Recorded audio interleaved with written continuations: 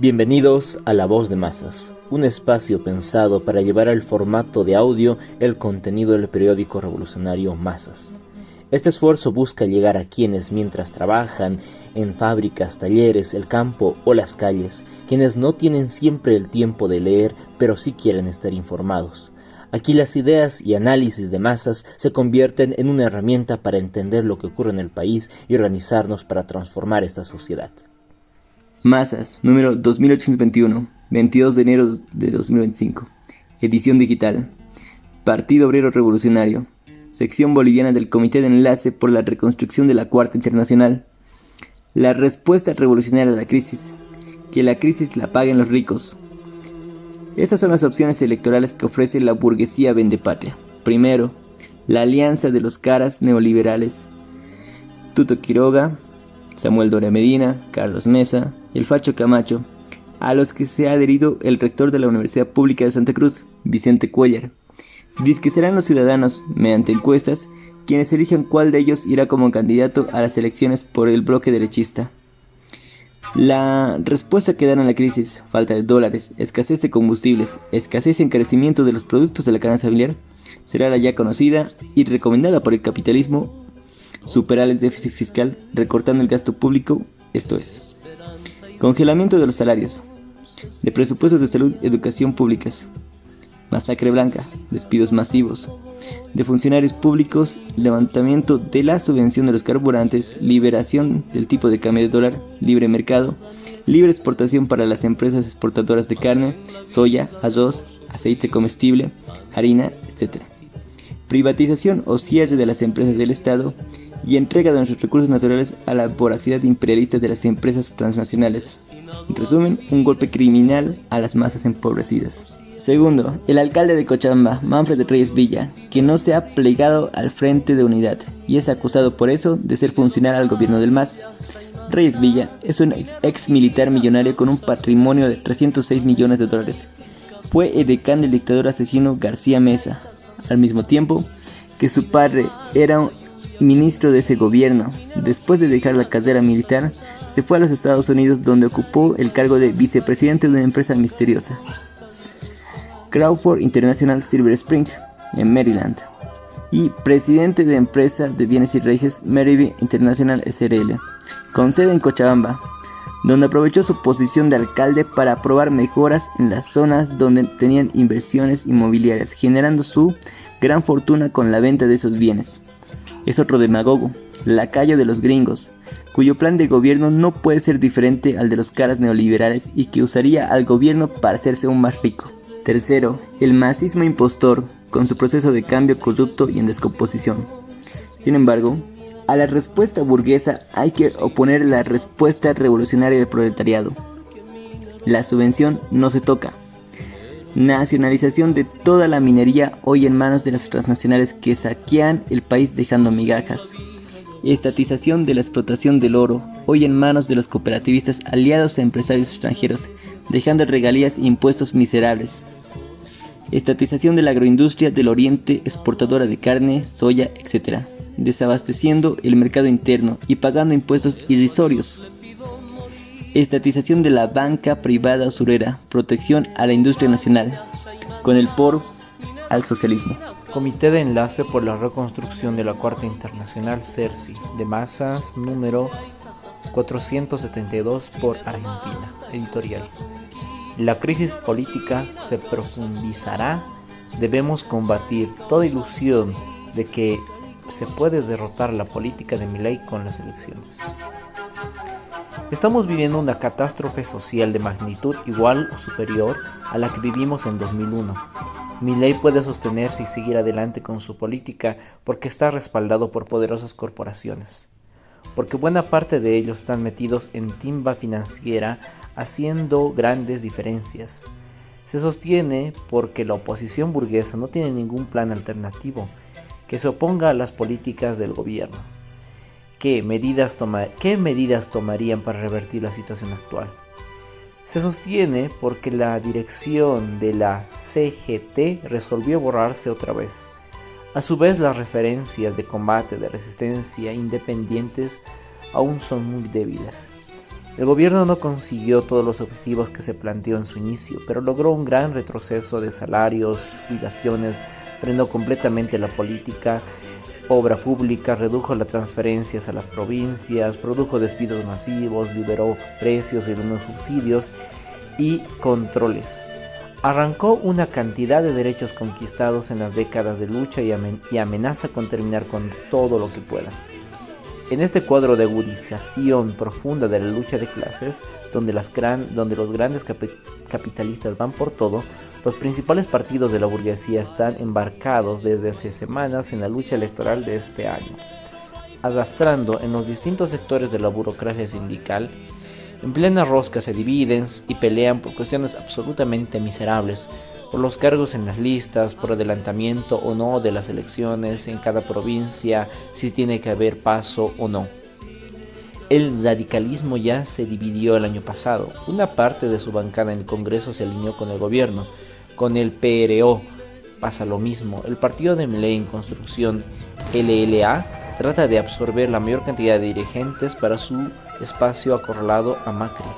El peronismo también tuvo sus migraciones hacia el oficialismo y está tratando de alinear sus fuerzas con la presidencia del partido en manos de Cristina Kirchner, pero con poco entusiasmo y una disputa con Kicillof.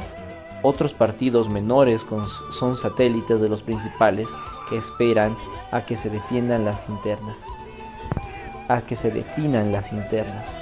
En ningún caso aparece el debate de ideas o programas de gobierno. Las masas se encuentran totalmente ajenas a esta rosca electoral, preocupadas con sus padecimientos permanentes. No aparecen propuestas de qué medidas tomarían para salir de este desastre. El peronismo, que se postula como opositor, todavía está lamiéndose las heridas de la última derrota electoral y el fracaso de su último gobierno. Solo se limita a hacer diagnósticos y quejarse sobre la situación. Las elecciones no resolverán nada de nada, solamente cómo se repartirán las bancas en el Congreso. El gobierno, en absoluta minoría en ambas cámaras, pudo llevar adelante un furioso ataque contra la nación y los trabajadores. Debemos combatir toda ilusión de que se puede derrotar la política de Milei votando. Quienes se entusiasman con frentes electorales anti-Milei muestran toda su impotencia e incapacidad para frenar su política. Es necesario promover el debate desde las bases sobre cuál es la respuesta política a la crisis, cuáles las medidas, qué métodos para imponerlas. La prioridad es la lucha por el salario, las jubilaciones, por parar los despidos y suspensiones, por la reincorporación de los trabajadores despedidos, por terminar la precarización laboral, por un plan inmediato de obras públicas para resolver las necesidades más urgentes, por presupuesto para salud y educación, por dar marcha atrás con los tarifazos de todos los servicios. En estos reclamos mínimos y urgentes dependen de desconocer el programa con el FMI, desconocer la deuda, de imponer una política proteccionista de la producción nacional, de estatizar el comercio exterior y la banca, terminar con los monopolios que controlan sectores vitales de la economía, recuperar todos los recursos para ponernos al servicio de la industrialización del país. Estas medidas elementales de defensa de los intereses inmediatos de los trabajadores y lucha contra el sometimiento y entrega del país solo pueden ser impuestos por la acción directa de las masas. Deben ser impuestos por la clase obrera, acaudillando a la mayoría oprimida. Ningún sector de la burguesía o pequeña burguesía tiene un programa para salir de la crisis. Todos han fracasado y nos han llevado a la ruina. No hay salidas intermedias. O la mayoría oprimida se pone de pie y termina con esta catástrofe, o conocerá los riesgos más atroces de la barbarie capitalista que ya se empieza a ver. Nada de pactos sociales de los explotados con el gobierno, menos con la oposición derechista, para hinchar los bolsillos de los empresarios y matar de hambre a su pueblo. Corresponde organizarse desde abajo en los centros de trabajo, recuperando la independencia sindical y política de nuestros entes matrices, junto a las organizaciones populares, juntas vecinales, etc., para resistir y derrotar estas políticas burguesas de los neoliberales o los reformistas pro-burgueses. El presidente Arce presentó la Agenda 200 días hacia el Bicentenario, haciendo un llamado para este año construyamos un gran pacto social en el que, más allá de nuestras diferencias políticas y electorales, prioricemos celebrar nuestro bicentenario en comunidad, con unidad y en paz social, como también a comprometernos a ser guardianes de la democracia, señaló. Esta convocatoria la realiza el gobierno desesperado, obligado por las circunstancias, que ya no puede sostener sus cuentas nacionales equilibradas para conseguir dólares y recursos frescos para mantener la subvención de los carburantes y los gastos públicos de la administración estatal. Solo le queda empeñar lo que le queda de oro metálico en las bóvedas del Banco Nacional de Bolivia y terminar de usar los fondos de los trabajadores de la gestora pública. Los créditos internacionales están bloqueados en el Parlamento por la conspiración malinterpretada de los políticos de derecha y el evismo. Todos sabemos de antemano, y de seguro el arcismo también, que la oposición política en el Parlamento se pasará por el forro dicha convocatoria a la unidad. Estos políticos burgueses tradicionales y los angurrientos del poder, liderados por Evo Morales, no dejarán de conspirar para que se acorte el periodo presidencial, por lo que el llamamiento presidencial va dirigido fundamentalmente a la población trabajadora, para que ésta se apriete los cinturones y no proteste.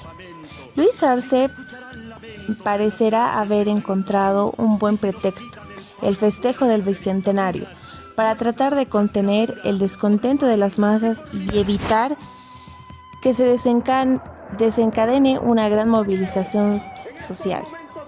Maniobra que de seguro fracasará a medida de que la crisis económica se agudice. Es un hecho que la constante subida de precios de la canasta familiar ha deteriorado considerablemente la capacidad adquisitiva de los salarios e ingresos, por lo que el descontento popular se agudiza día que pasa. Definitivamente no puede haber ninguna tregua social con el gobierno que aplica políticas proempresariales, medidas que mantienen todos los privilegios a los grandes empresarios.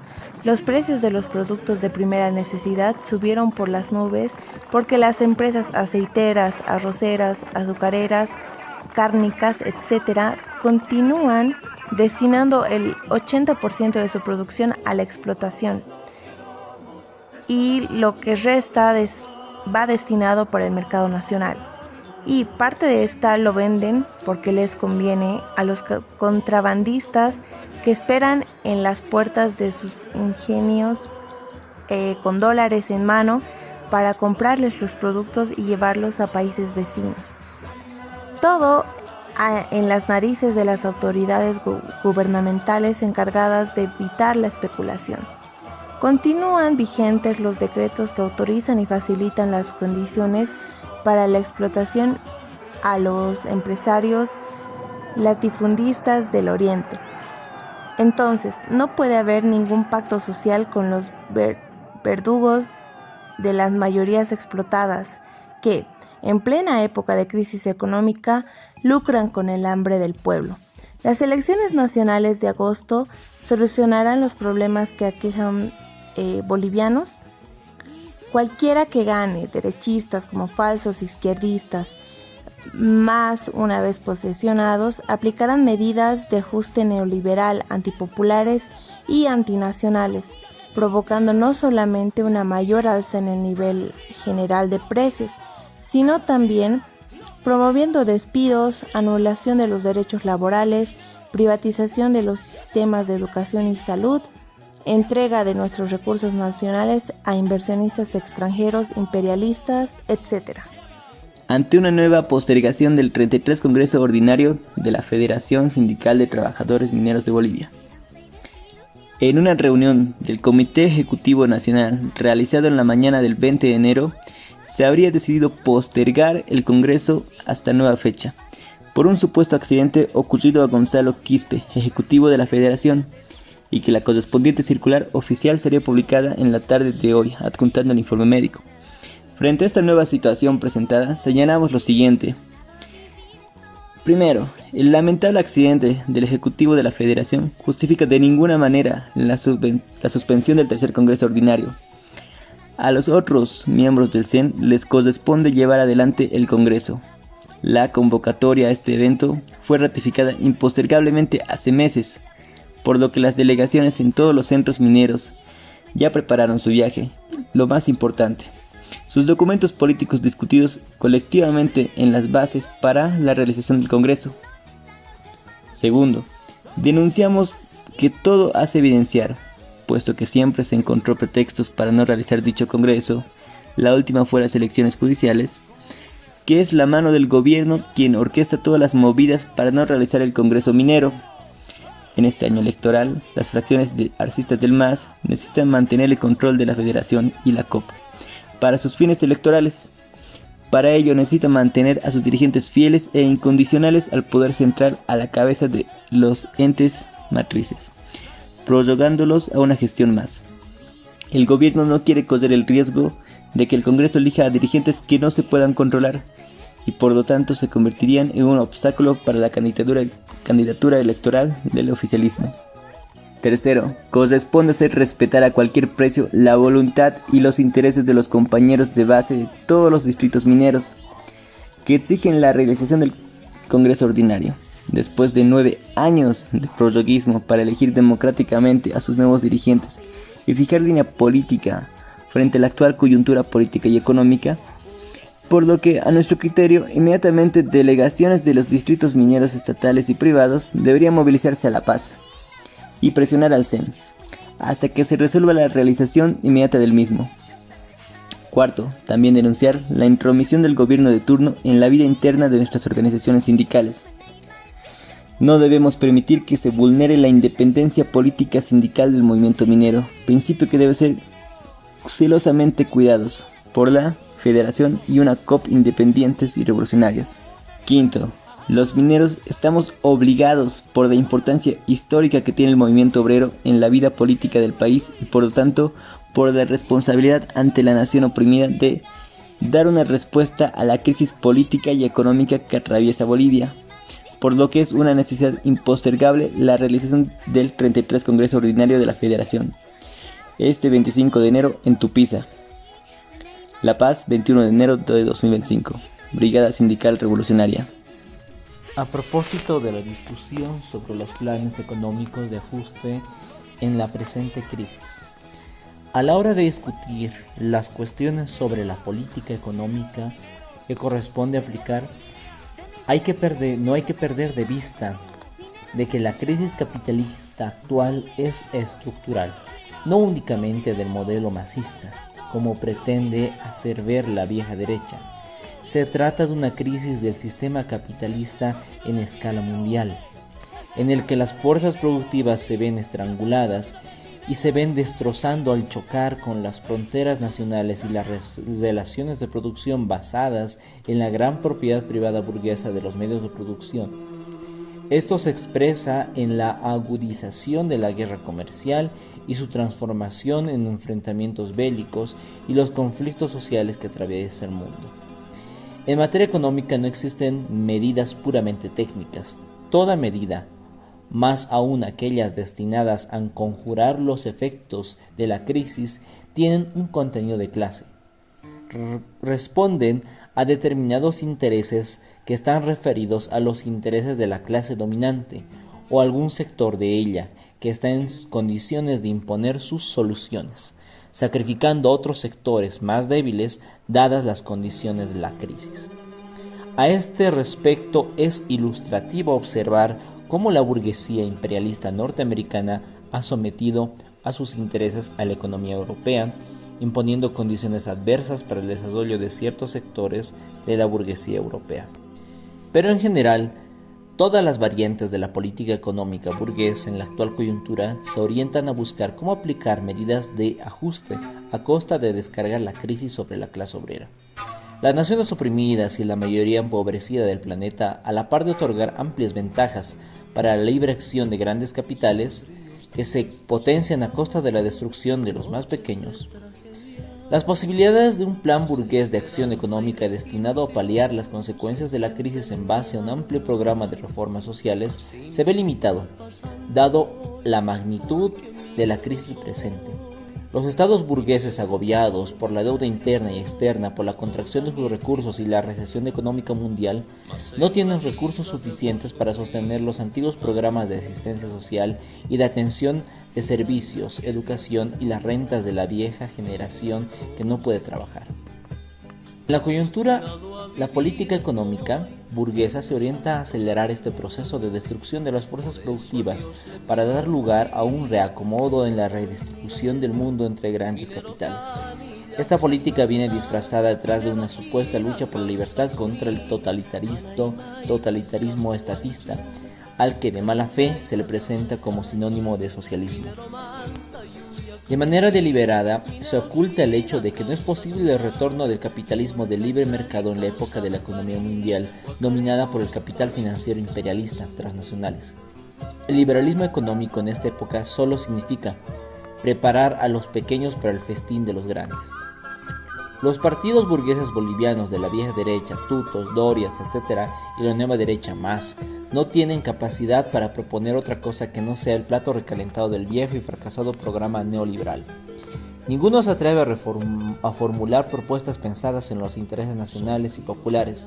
El mal llamado proceso de cambio del MAS, pese al periodo excepcional de bonanza económica, no alcanzó a potenciar una poderosa burguesía nacional que pueda disputar espacios al imperialismo en el mercado mundial. En estas elecciones se confirmará una vez más el carácter entreguista y servil de la raquítica clase dominante boliviana expresada en el variopinto espectro de los partidos burgueses, incluido el MAS, evistas y artistas.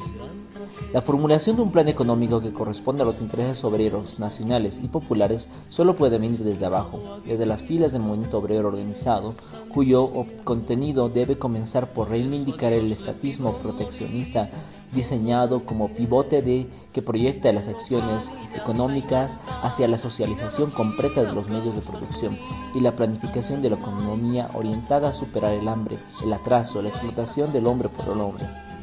Debe quedar claro que en un plan como este solo puede tener éxito si es que el Estado pasa a manos del proletariado y se proyecta hacia la constitución de los Estados Unidos socialistas de la América Latina.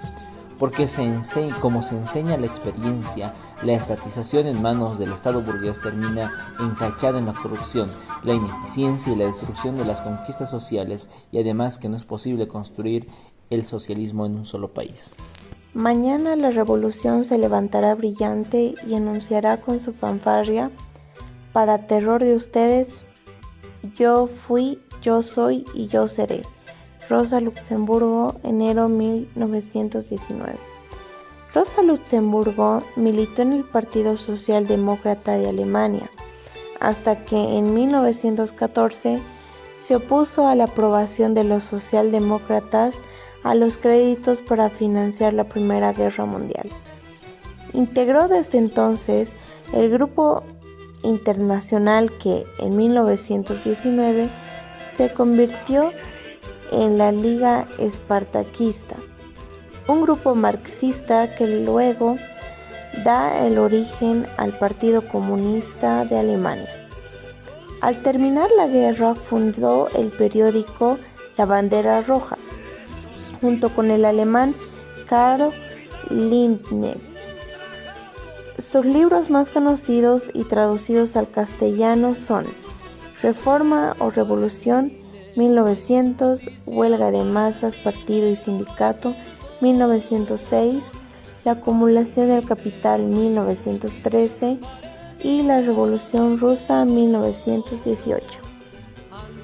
Del 5 al 12 de enero de 1919, Berlín fue el escenario de una huelga general, con la que los manifestantes soñaban repetir la experiencia rusa, tomando el gobierno de las manos de los pocos para dársela a las mayorías. Hacer su revolución. Este evento se le conoce como el levantamiento espartaquista, aunque en la realidad la Liga Espartaquista no la convocó ni la dirigió, aunque sí cooperó en su realización. Rosa Luxemburgo señaló que la situación alemana de 1919 no era igual a la de Rusia de 1917 y que no contaban con lo necesario para derrocar al gobierno. Sin embargo, aunque anticipó que se venía una catástrofe, se sintió obligada a participar. El presidente socialdemócrata Friedrich Ebert respondió ordenando a los Freikorps, grupo pro-nazi, que aplastaran la rebelión, y así lo hicieron. Una vez cumplida esta misión, el 15 de enero de 1919, detuvieron a Rosa Luxemburgo y a Karl Liebknecht, a quienes golpearon y torturaron. A ella, uno de los paramilitares le rompió el cráneo con la culata de su rifle. Con la sangre brotando de su herida, la metieron a un auto, donde fue abatida a tiros y arrojada al canal Landreich de Berlín. Liebknecht recibió un tiro en la nuca y su cuerpo fue enterrado en una fosa común. Otros cientos de miembros del Partido Comunista de Alemania fueron asesinados y los comités suprimidos. Hoy miles de personas lanzan rosas rojas al río recordando la lucha de la revolucionaria. Sus ideas hoy están más vigentes que nunca. La lucha continúa por un mundo donde seamos socialmente iguales, humanamente diferentes y totalmente libres. Masas, Partido Obrero Revolucionario, 18 de enero de 1978, cuando las mujeres mineras doblaron el brazo al dictador. Los detalles de esa heroica acción desde entonces fueron guardados bajo 7 llaves. Luego de 43 años salieron a la luz algunos datos inéditos. Aurora Villarroel en Guillermo Lora, el último bolchevique. Organización. En Yayagua hemos planeado la huelga, porque no ha sido caída del cielo como todos dicen o escriben. En esa reunión clandestina participaron Luzmila, Nelly, Angélica y Aurora. Se acordó que nadie podía darse de baja. Esto era hasta morir o ser expulsadas al exterior. Luzmila se iba a adelantar a tomar contacto con los helenos. Domitila llegó tarde. Juvenca. De Yayagua hemos salido con los curas, camufladas, directo a su casa en Juvenca, La Paz. Se hizo una asamblea y empiezan pues a destrozarme a mí.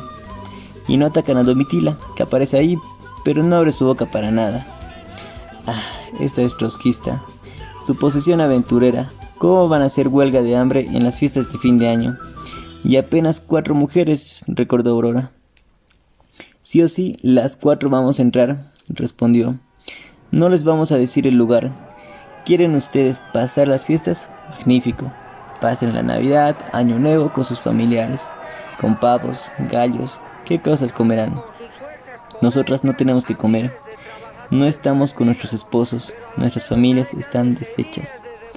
Las que hemos venido de las minas, vamos a continuar. ¿Quieren acoplarse? Después de las fiestas, se acoplan nomás, compañeras, hasta luego. Tras ese impasse, ellas propusieron al periodista Gastón Lobatón que la medida se desarrolle en el STPLP. Él respondió que es peligroso, y ahí las 4 decidieron que el ayuno voluntario se instale en el colegio San Calixto. Jesús. Domitila seguía caminando con nosotras. Al San Calixto fuimos. Y pucha, los curas, los supuestos defensores de los pobres, nos han maltratado. Nos han votado. Pero Jesús como una huelga. Solo 4 y yo. Al final de cuentas les he dicho. Cristo peleaba por los pobres. Y ustedes aquí nos están votando, carajo. Háganos llevar pues, llamen al ejército. Pero tomamos aquí su colegio. Tras la discusión, Domitila fue separada del grupo. Según Labaut, ella se ocupó de organizar los apoyos. Después de evaluar los hechos y por un acuerdo interno, las huelguistas fueron trasladadas en los jeeps al arzobispado. En cada movilidad entraron 7 guaguas. Ya en el lugar ellas definieron la estrategia para ingresar. Entonces, Les digo a las tres compañeras: tocó, van a abrir y yo voy a poner mi pie y mi mano. Y ustedes entran, los chiquitos atrás, primero los grandes. Diablo. Subimos al tercer piso y nos hemos sentado en el suelo, cansadas. Ya estamos en huelga. Ha venido el padre Jorge Manrique y su sermón también. ¿Cómo hijas del diablo parecen? ¿Cómo van a sacrificar a esos niños? Igual están muriendo en Yayagua de hambre. No tenemos que comer, le decimos en coro. Se fue furioso y de esa forma entramos en huelga, las 4 mujeres. Además ya teníamos nuestros planteamientos. Al día siguiente el padre Manrique trajo chocolate con leche. ¿Qué les pasa? Estamos en huelga. Con la puerta le hemos cerrado. Llorando se ha ido. Luego agüita nos daba. Más tarde expusimos nuestras demandas y pedimos prensa, contó Aurora. Victoria. La medida comenzó el miércoles 28 de diciembre de 1977. El matutino católico Presencia, a solicitud de Lobatón, informó en una pequeña nota que el ayuno inició a las 18 horas en el arzobispado, con más de una decena de niños de 4 a 12 años, hijos de encarcelados, exiliados y perseguidos. Posteriormente, la huelga de hambre, como en efecto dominó, se extendió por todo el país.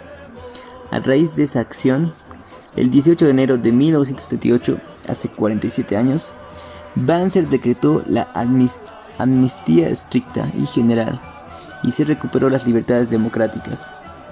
Hoy muchos analistas y políticos se presentan como defensores de la democracia, cuando ayer fueron parte de las dictaduras. Miguel Pinto Parabá es periodista, periódico Presencia. Masas 2821. Notas sindicales. 4 mineros mueren por inhalación de un gas tóxico en la mina de Andacaba. Potosí, Reno, 15 de enero del 2025. Wilmer Cruz, de 22 años, Nelson Cruz, de 20 años, Lourdes Cruz, de 18 y Héctor Solís, de 17, fallecieron el día 14 de enero al caer desde una altura de más de 200 metros por pérdida de equilibrio debido a la intoxicación al inhalar gases tóxicos, ya que no existen medidas de seguridad en la mina de Andacaba, departamento de Potosí. Los 3 hermanos Cruz y el otro adolescente trabajaban en el interior de la mina como parte de los empleados de la empresa minera. El subcomandante de la Policía Departamental de Potosí, Ronald Irigoyen, informó que, tras conocer la posible muerte de 4 personas este martes, un equipo de bomberos se dirigió al lugar con la esperanza de que 4 personas aún estuvieran con vida, y los uniformados entraron 2 niveles, uno 80 metros y otro 90, en condiciones totalmente precarias, porque en lugar se utilizaba una bota o recipiente de goma que baja y sube a través de un sistema de poleas y motor que no otorgaba seguridad alguna. Los bomberos usaron sogas con las que se descolgaron para llegar a los cuerpos. Personas que conocen el yacimiento explican que es una antigua mina que carece de un sistema de ventilación por tuberías, así que debe ser alimentado a través de motores para que no se presenten espacios en lo que los mineros denominan bochorno, gas que oleada de combinación entre minerales y el oxígeno y el agua. Tras las investigaciones, el doctor Eric Aparicio, fiscal departamental, el día de hoy informó que los dueños de la mina Andacaba se encuentran en calidad de aprehendidos por el delito homicidio culposo, toda vez que este no es el único caso de muerte por inseguridad en la mina. Trabajadoras de Trébol que reclaman su salario son encerradas en las oficinas. La Paz, Reno, 17 de enero. Nos encontramos en las puertas de la empresa Trébol, donde un grupo de 20 trabajadoras que llegaron a reclamar sus sueldos no fueron atendidas, y luego las puertas se cerraron tras ellas, impidiéndoles salir y que otras trabajadoras se les unan. Esta situación generó tensión, ya que se hizo una denuncia de secuestro, ya que las trabajadoras están 3 horas ahí dentro sin ser atendidas y sin poder salir. Denuncian que la patronal Aceite Rico Oil pretende tumbar el sindicato. Santa Cruz, Reno, 16 de enero. El directorio del Sindicato de Trabajadores Fabriles de Industrias Oleaginosas denuncia que 2 trabajadores de la planta y un administrativos apoyados por la empresa pretenden tumbar el sindicato, solicitando al juzgado segundo en materia laboral de Santa Cruz de la Sierra que anule la resolución del directorio sindical. Ante esta situación, los trabajadores han presentado un memorial solicitando al juzgado segundo rechace esta solicitud y haga respetar el derecho a la organización sindical de los trabajadores y que están dispuestos a asumir las medidas que sean necesarias para defender sus derechos de los trabajadores. Trabajadoras de la Caja Nacional de Salud bloquean la avenida Blanco Galindo y exigen la renuncia del administrador nacional. Central de Obreras de Noticias, Cochabamba, 18 de enero. Los trabajadores de la Caja Nacional de Salud bloquearon la avenida Blanco Galindo exigiendo la destitución del gerente nacional tras denuncias de corrupción en la administración. Además, demandan un aumento de recursos económicos para la Caja Nacional a nivel nacional y la adquisición urgente de insumos médicos, especialmente para las especialidades críticas. La medida de presión que se replica en otras regiones del país se extenderá por 48 horas. Los trabajadores advierten de que no será atendida sus demandas, se valorarán con sus dirigentes nuevas acciones, incluyendo la posibilidad de una huelga o un paro indefinido. La OTB Fabril Guayani rechaza el aumento de las tarifas del transporte público y exige medidas para proteger la economía de las familias acabeñas. Central de Noticias Obreras Cochabamba, 14 de enero del 2025. La OTB Fabril Guayani, en cumplimiento del mandato de su asamblea realizada el pasado 12 de enero, salió en marcha de protesta en rechazo el aumento de las tarifas del pasaje en Sacaba, considerando que afectará gravemente a las familias más vulnerables. Además, en asamblea determinaron exigir 1.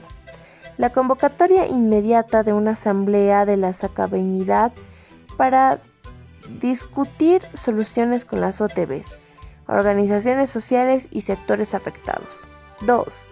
La creación de una normativa municipal para garantizar el cumplimiento del pasaje diferenciado para estudiantes, adultos mayores y personas con discapacidad, así como una atención de calidad en el transporte público. 3. La implementación de medidas de control de precios sobre los productos de la canasta familiar para evitar alzas abusivas. Anuncian que de no atenderse estas demandas, la OTB Fabril Guayani radicalizará sus protestas, incluyendo marchas y bloqueos, hasta conseguir una solución justa para la población. Federación de Constructores de La Paz se moviliza frente al Ministerio de Trabajo exigiendo su reconocimiento. La Paz, Reno, 16 de enero del 2025.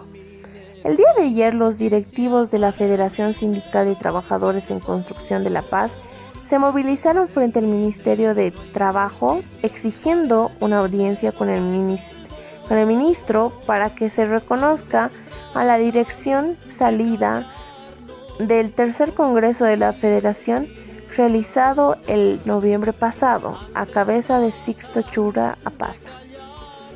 36 empresas de La Paz no pagaron el aguinaldo. La Paz, Reno, 17 de enero del 2025. En una conferencia de prensa realizada esta mañana por el jefe departamental de Trabajo de La Paz, Omar Pacheco, se informó a la prensa que en el departamento 36 empresas no pagaron el aguinaldo del 2024. Entre estas empresas estarían empresas constructoras, de salud y de otras ramas.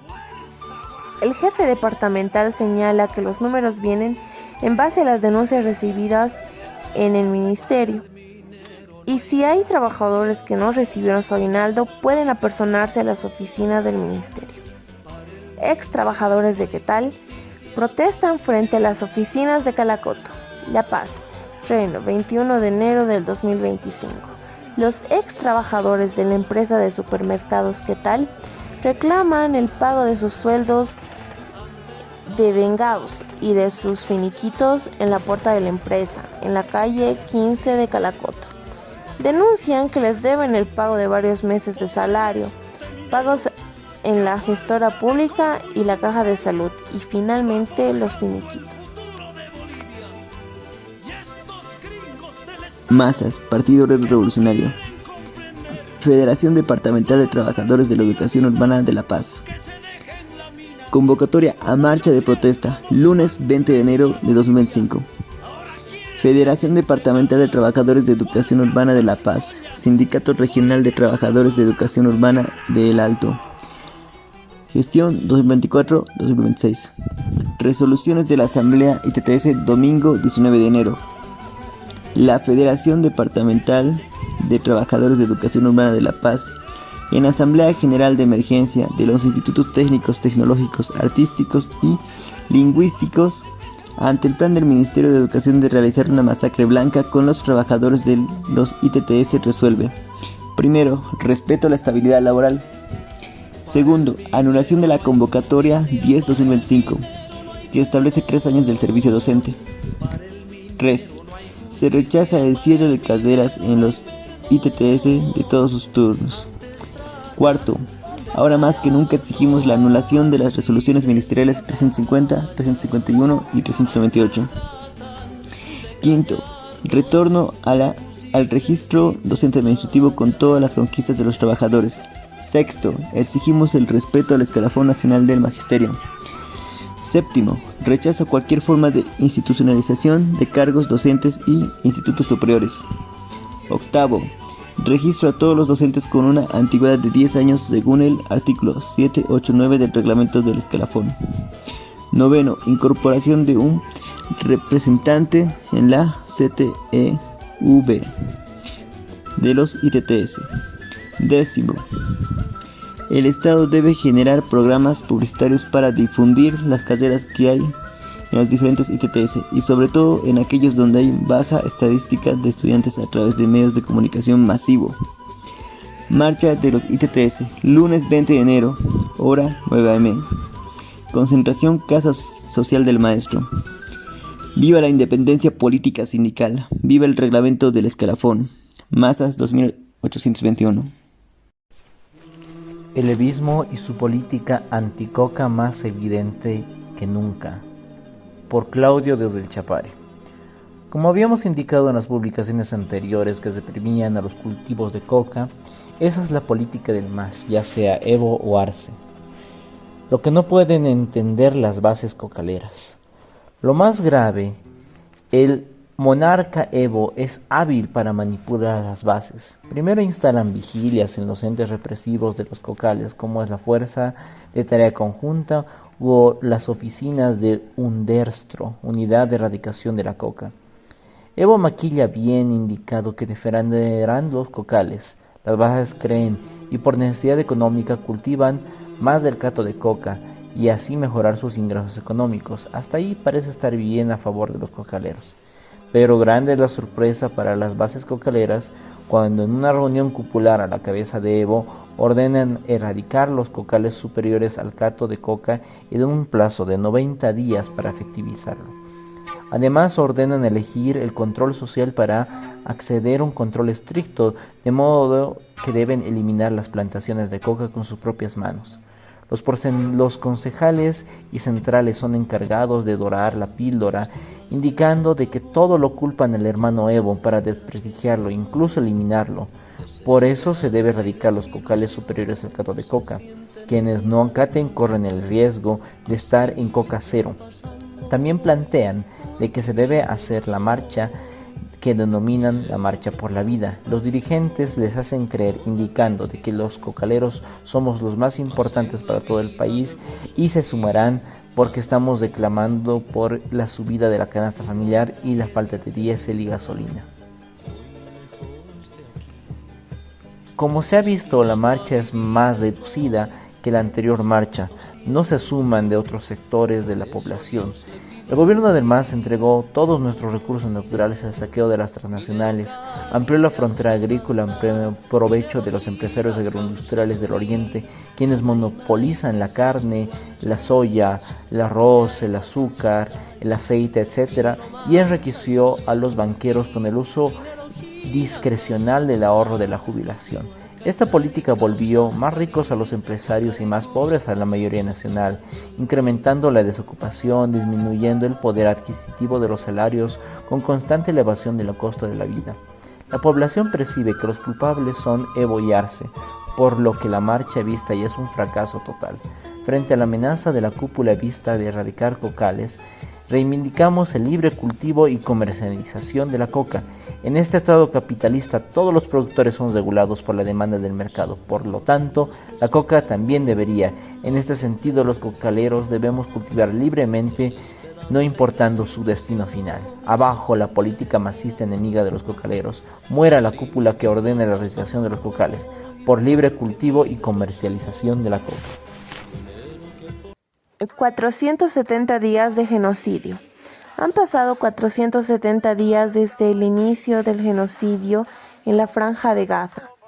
Mientras el mundo sigue mirando, más de 100 palestinos han sido asesinados desde que se anunció el supuesto alto al fuego, que presuntamente comenzará el domingo. Ni en nuestras peores pesadillas imaginaríamos que esto duraría tanto, ni que el mundo lo permitiría. Pero esto no es el final, es solo el inicio. La lucha por la justicia, la paz y la libertad continúa. Palestina sigue ocupada. La resistencia sigue viva. Desde Wanuni, guerra a muerte contra el sindicalismo dirigido. René, tesis de Pulacayo, capítulo 7. Reivindicaciones transitorias, artículo 5. La SFTMB tiene absoluta independencia en la relación de los sectores burgueses. Al reformismo de izquierdas y al gobierno realiza una política sindical revolucionaria y anuncia como traición toda componenda con la burguesía y con el gobierno. Vencerás a la muerte, maestro Miguel. Gustavo Miranda. Una sentencia bíblica dice: honrarás padre y madre. Yo sí logré entender, pero veo que hasta hombres de fe no.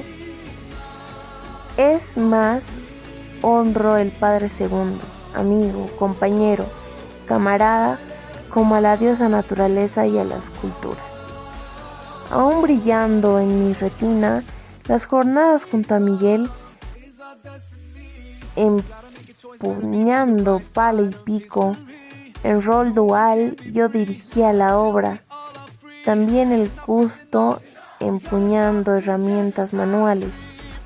Miguel seguía mis indicaciones, como los maestros de obra. Creo que el contacto con las herramientas le traía recuerdos porque los contaba con cautivadora añoreza, pero también escuchaba pacientemente, para luego, con claridad, interpretar y exponer la explicación, fuera cual fuera el tema de la charla, de lo natural, cultural, de la realidad y el pensamiento, dignamente como: verás, maestro, la vida y la acción, uniendo práctica y teoría en la producción. Seres como Miguel vencen la muerte. Ya lo hizo una vez, como el viejo pendolista, jamás en el exilio, dignos de ser honrados y emulados. Cochabamba, Bolivia, verano del 2024.